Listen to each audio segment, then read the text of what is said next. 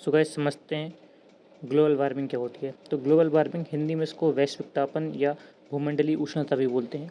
इसका मतलब है जो पृथ्वी है इसका टेम्परेचर में वृद्धि हो जाना।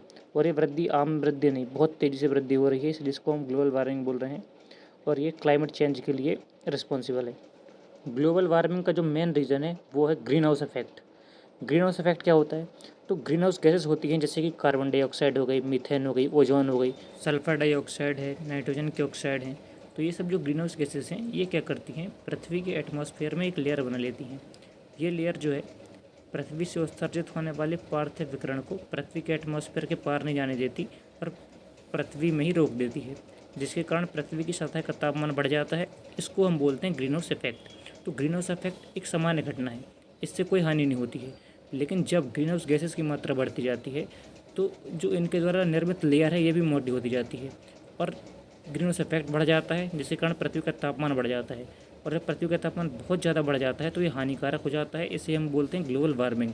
अब समझते हैं कि ग्लोबल वार्मिंग से आखिर हो क्या रहा है।